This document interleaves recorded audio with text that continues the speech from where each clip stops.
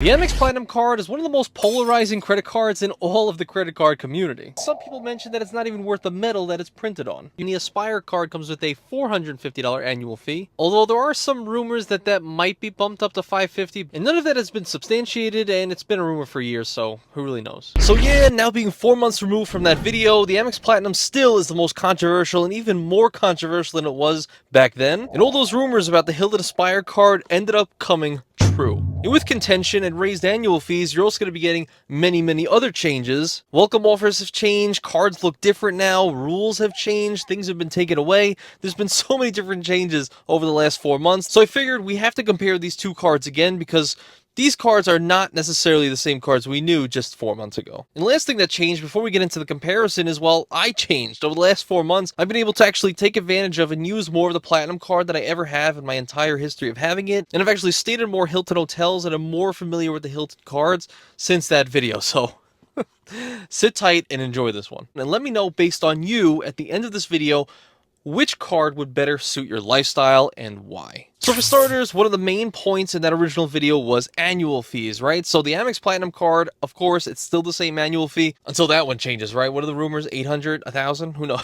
Just wait, 4 months from now, we'll have a $1,000 Platinum card. But at least for right now, it's $695 to hold this card each and every year, and the Hilton Aspire card has now raised its annual fee up to $550, just from $450 like it was just a few months ago. Which means just on the annual fee alone, you now just have a spread of $145 difference between these two cards. Number two is the welcome offers. Believe it or not, these have changed drastically recently. The Amex Platinum card now, just a standard offer that I can see right now is 80,000 points after $8,000 worth of spend, whereas when I first made that video, I think it was around 80,000 for just $5,000 or $6,000 worth of spend, so 2K more for the same amount of points. Which of course, if you use referral links or if you use like Resi and stuff like that, you could sometimes see offers up to like 150K for the same amount of spend, so it's up to you and what you could actually find. And now for the Hilton Aspire card, the welcome offer is now only valid up until January, and then who knows what's going to happen after that. But the welcome offer currently is 180,000 Hilton Honors points after spending $6,000 on the card in the first few months of having it. Which, if you're unfamiliar, in the past it was 30,000 less, so 150K for only 4K is spent. So now you're spending $2,000 more for just 30,000 points more. Which, to be honest, both of these cards, I don't think the extra spend's worth it, compared to what it used to be. So let's just take the general consensus of what most people actually believe is the cent per point valuations for both of these cards, which would essentially mean that at the minimum, 80,000 points would be worth about $1,600 worth of actual travel value, and then also the Hilton Aspire card would end up being worth about $900 worth of hotel value. Now, of course, Amex points could be 1 cent per point, Hilton could be 1 cent per point, who knows? It's just based on you and your life situation, what redemptions you could actually get. So if you do agree with these cent per point valuations, spending $8,000 to get $1,600 back, which would end up being a 20% return on all that spend, and then for the Aspire card, it would end up being 15% return on all that spend. So right off the bat, the Platinum card, we got to give it to them in this category if you agree with that cent per point valuation. Now, next up is the Big Daddy issue, right? This is the issue that most people have the most contention with, that being the credits and the certificates that come along with these two credit cards, which, for the most part, are the main reasons anyone would consider these cards in the first place. For the Platinum card, we know the coupon book, right? Just quickly run down the list for those of you in the back who are still unaware. But essentially, $240 digital entertainment credit, $200 airline credit, $200 Uber Eats credit. You can tell I say this a lot. $200 hotel credit, FHR Hotel Collection, etc.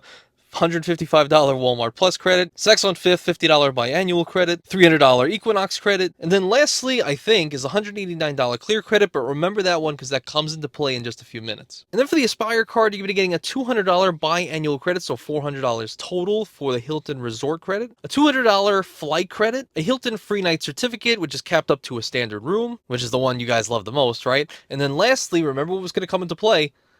$189 Clear credit, and that which is new, which makes a lot of this a little bit interesting. So now we have the credits, right? But now we have to actually figure out how much could you actually use from those credits, right? So luckily, I actually did a video recently breaking down my ultimatum for the Amex Platinum card and all of the total credits and how much value I actually get from each one of them. And I would say I'm a good example of like your average Platinum user, you know, somebody who got it too early, shouldn't have got it, you know, at this point in their life, but do try to make the most of it now that I do have it. So I'm going to borrow a little bit from that video and hopefully I remember correctly, but for what I know for myself using the card, I'm able to use the full brunt, the $240 digital entertainment credit, the Uber Eats credit, the FHR credit, Airline credit wasn't able to use the last few years, so I'm just putting it out there like maybe most people aren't using that, but we'll ascribe at least half value from that and say people are able to use at least $100 every single year towards that credit. The Walmart Plus credit has not actually given me money back yet, but actually will possibly in the future, because I learned recently, if you guys aren't aware, Walmart Plus members actually get free flat tire fixes if you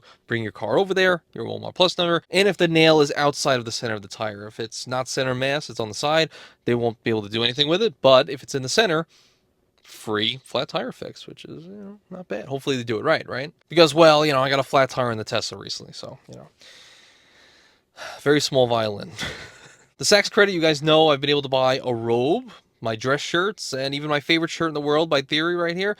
Some of my favorite outfits in the world, things that I actually would have paid for without that credit, so that I actually ascribed the full $100 value to. Equinox I don't use, I'm not in New York or Florida, and I was able to use the full, I think it was almost full, $180 worth of the clear credit for me and my wife. So this way we were able to get through those lines a little bit faster in Vegas, right? And remember, lounge access coming soon. I didn't have that 4 months ago, but I know lounge access now.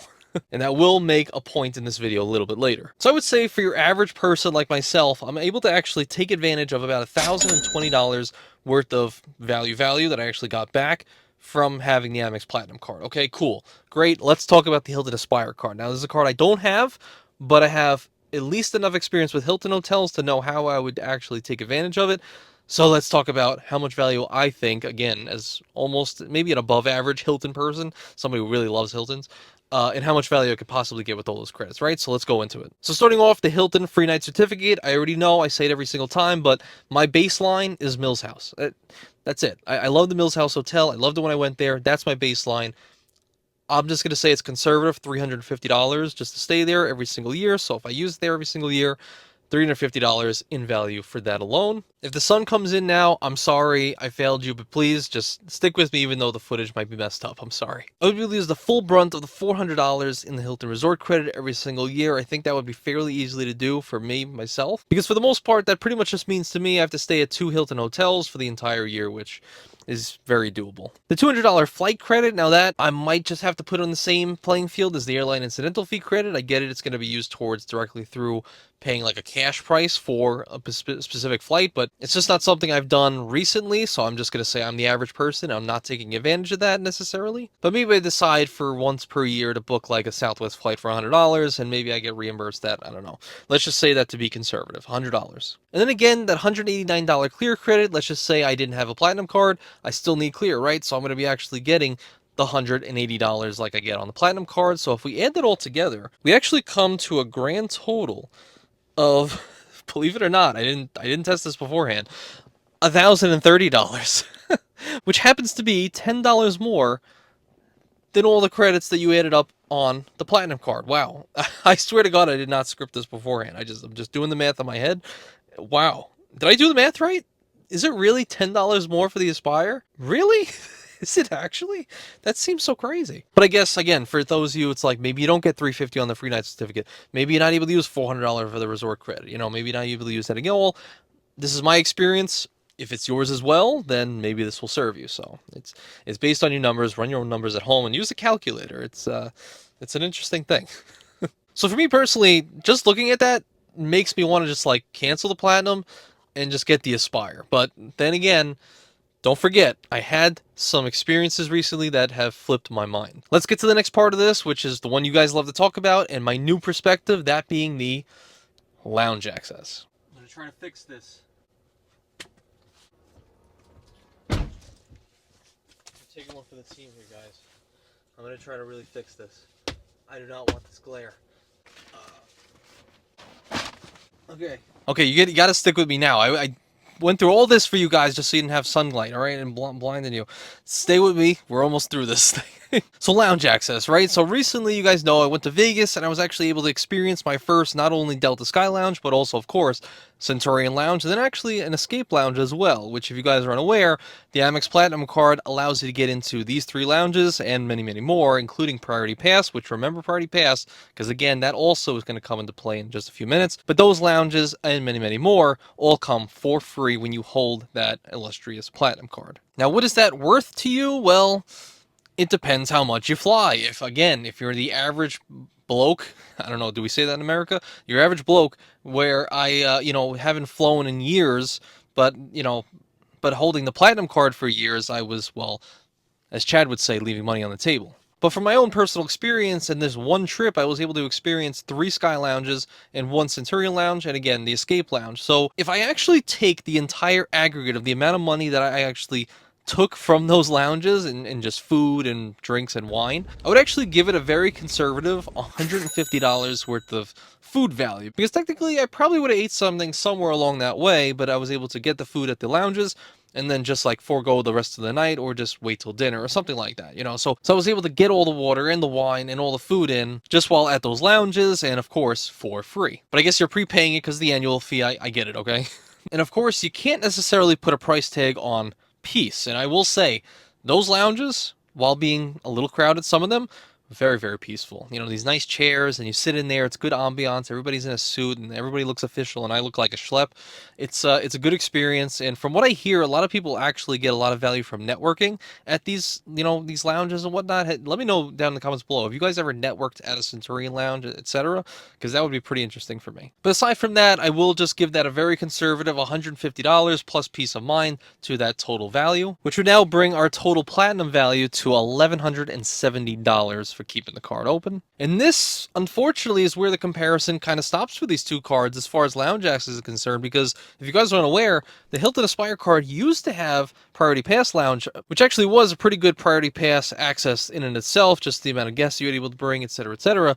But now that is no longer with us, and the Priority Pass Lounge access is no longer included on the Hilton Aspire card. So now at this point, there is no lounge access whatsoever with the Hilton Aspire card. I mean, you have credits to get you to the flights, but once you get there, there's not much you can really be able to do with that Aspire card once you're at the airport. So I gotta say, for the credits alone, technically, sure, give it to the Aspire card for the $10 extra. But once you get to lounges and stuff, the Platinum card is a clear winner here. So what about status? What do you guys think about status on these two cards? Well, we know the Amex Platinum card has a bunch of other statuses that I don't necessarily go into because I have no experience with it, but rental car status, but the ones I am familiar with, that being Hilton Gold status and also Marriott Gold status. Now, depending whether or not you have a Hilton or Marriott credit card that would give you these statuses alone, could be worth a certain amount of value to you. Like if this is the only card that gets you status with Hilton, well, I would say it's actually well worth it, because if you stay at certain particular Hilton brands, you're going to be getting daily dining credits towards the on-site restaurant and or just the on-site convenience store. In conjunction with like 5th night free, 80% bonus points on your base points that you spend per dollar at the Hilton stays, it could be incredibly valuable. But again, if you're a person that has like, say, maybe a Hilton Surpass card that also gives you complimentary gold status for just a $150 annual fee, well then that's kind of null and void already by having the Platinum card. You're pretty much double dipping on your statuses. And for Marriott, well, we didn't really talk about status with Marriott. We don't talk about that. And then for the Aspire card, you're going to be getting Hilton Diamond status. Now with Diamond status, you also get a swath of benefits. Kind of like talking about the ones we talked about already. The dining credits also comes with that. 5th night free also comes with Diamond status. Really the main 3 benefits that came with Diamond status, that being the 100% boost on base points, which in theory, if you actually paid with your card for a Hilton stay, would end up giving you about 34 points per dollar spent, or like a 17% return on your money, which is pretty good. The second thing it gives you is, well, Diamond member parking. Right? It's Diamond member parking. What a joke. And then lastly is access to the Hilton executive lounges. Okay, well, Diamond status is Diamond status that great anymore? I don't know. And truly, joking aside, I do want to know, do you really value the 100% boost versus the 80 on gold? Do you actually think you get more room upgrades as a Diamond versus a gold? And then maybe what other benefits do you think come along with Diamond status that you don't necessarily already get on the gold card? Please let me know in the comments below. I'm just being a little bit facetious. Only a little bit. And I know some of you in the back, I heard you say it, like, Andy, why aren't you mentioning the National Car Rental Emerald executive status, right? Like, why aren't you talking about that? Well, one, it's just like I don't really do car rentals very often. I end up not doing it. If anything, I actually tend to do Turo. But secondly, what I didn't realize before is that actually before all these changes, the Emerald status was actually just via a status match. It was always on the Aspire card, but I guess now they're kind of just telling you it's a new benefit, even though it's always kind of been on the card. and they're just putting it to the forefront so it looks like some more added value. But for me personally, I don't really know what that actually would be worth to you, so that's also something you could let me know down below and what kind of dollar amount you would ascribe to that. So what about travel protections, right? We're talking about traveling with these said cards. Well, what kind of benefits and protections, insurances do we get on these two cards? You could see a lot of the main ones, that being like purchase protection, baggage insurance, flight interruption and cancellation insurance, etc., etc. So a lot of the same benefits, maybe in differing amounts, but for the most part, they're both American Express credit cards, high-tiered ones at that. They're going to have very, very similar travel protections. And then lastly, like I said, the smallest amount, because we're not swiping these cards too often, right? But it's the earnings multipliers, which still do make a big difference in a lot of people's wallets. So firstly, the Amex Platinum card, we know, has the 5x multiplier on all flights booked directly through the airline or through AmexTravel.com. And then 5 points per dollar spent on all hotels booked directly through Amex Travel Portal. All right, on to the Aspire. So the Aspire card also comes with, so firstly, you're going to be getting 14 points per dollar spent, which is, like I said earlier, if you swipe the card for cash purchases at Hilton hotels or Hilton-owned restaurants, or even just anything owned within the Hilton property, convenience store that's in there owned by Hilton, will all code as 14 points per dollar spent on the Aspire card. Coupled with diamond status, if you're actually booking it for the stay, would end up being, like I said, 34 points per dollar spent. You're also going to be getting 7 points per dollar spent booked directly through the airline or AmexTravel.com, and then 7 points per dollar spent on certain car rental companies, and then 7 points per dollar spent on all US restaurants. So for the earnings categories alone, I would definitely say that I can get more use out of the Hilton Aspire card, I would say, because that 14 points I could use at a restaurant owned by a Hilton on a Hilton property, and I would get 14 points. That would be like 7% return on my money. I would think that's pretty good. But like I said, for the most part, we're just not swiping these two cards very, very often. Although we still do it, just not super, super often. Now, of course, if you want to learn more about these two cards and just some other details I didn't go into, you could always check the pinned comment. It's always going to be down there. But if we're just talking now, if we want to deduct the annual fees against the total amount of value that we got out of these two cards and all their credits for, again, the average guy. Let's break out the calculator again, but I guess the grand total for the Amex Platinum card would end up being $1,170 minus $695, and that would bring us to a total profit of $475 every single year by keeping the card open. And then for the Aspire card, $1,020 minus $550 annual fee would also bring us to a total, of course, fate loves irony, $475. So remember at the beginning, the Platinum card won by $10, and now the Aspire technically lost by $5? Fate loves irony, my friends. So it almost seems like it's about even Steven for me personally and how I actually could value these two cards. But you guys, your challenge, your homework tonight, go home. Oh wait, you're probably already home. Do the math for yourself. I really want to know how much total profit you would actually be able to earn if you got the Platinum card or if you got the Aspire card, and I guess vice versa, and see which one actually comes out on top. Let me know what you think down below. But of course, if you want to hear my thoughts on why I actually plan to keep my Platinum card open, after all the years I've had it, I only went to lounges once in 4 years of having the card. Why did I actually still, despite all the credits that I wasted, keep the Platinum card open after all of these years? Well, you can hear my thoughts in this video. And if I see you over there, thank you guys so much for that in advance. And of course, thank you guys so much. I appreciate you.